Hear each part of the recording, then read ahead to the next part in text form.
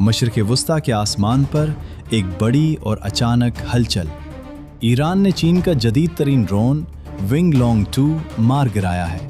ये वो ड्रोन है जिसे आमतौर पर अरब ममालिक अपनी दिफाई ढाल के तौर पर इस्तेमाल करते हैं। फ़िलहाल ये दावा किया जा रहा है कि इस ड्रोन को सऊदी अरब कंट्रोल कर रहा था, लेकिन अभी तक इसकी सरकारी तौर पर तस्दीक नहीं हो सकी। मगर एक बात बिल्कुल वाज़ेह है, ईरान ने चीन के बने हुए इस ड्रोन को निशाना बनाकर अपनी दिफाई सलाहियत का लोहा मनवा लिया है।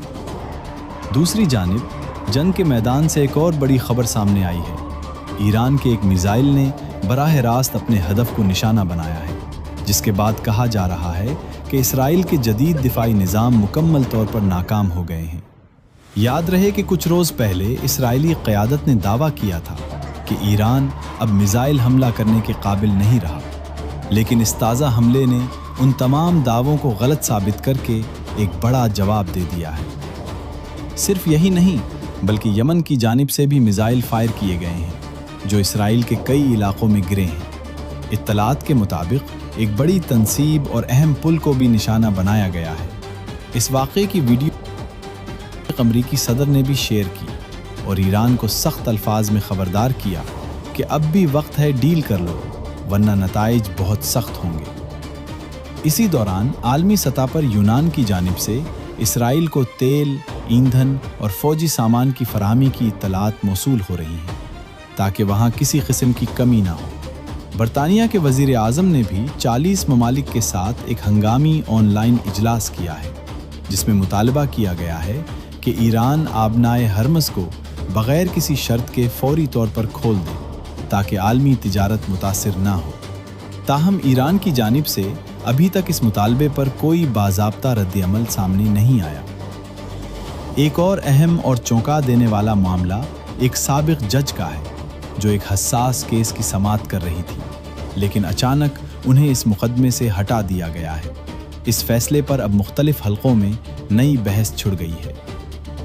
उधर ईरान के सदर ने भी इंतहाई सख्त रद्द-ए-अमल देते हुए कहा है कि हस्पतालों, फार्मेसियों और तिब्बी इदारों पर हमले किसी सूरत नाकाबिले कबूल हैं।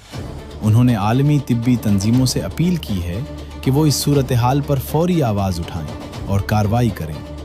ईरान की इंसानी हुकूक और रेड क्रॉस तंजीम ने भी खबरदार किया है कि मुल्क में अद्वियात और तिब्बी सहूलियात की शदीद कमी पैदा हो रही है, क्योंकि अमरीका और इसराइल की जानिब से उन बुनियादी ज़रूरतों को ही निशाना बनाया जा रहा है।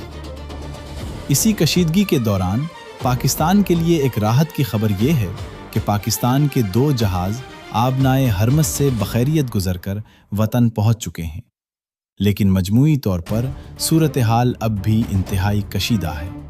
अब तक सैकड़ों तालीमी इदारे मुतासिर हो चुके हैं और हज़ारों अफराद के ज़ख्मी होने की इत्तलात हैं। ईरान का बुनियादी ढांचा शदीद नुकसान का शिकार है और तिब्बी निज़ाम पर दबाव मुसलसल बढ़ रहा है, जो एक बड़े इंसानी अलमिये की निशानदही कर रहा है। दोस्तों, गैर यकीनी सूरत हाल अब भी बरकरार है। आपकी इस तमाम सूरत हाल के बारे में क्या राय है? कमेंट्स में हमें ज़रूर बताएं।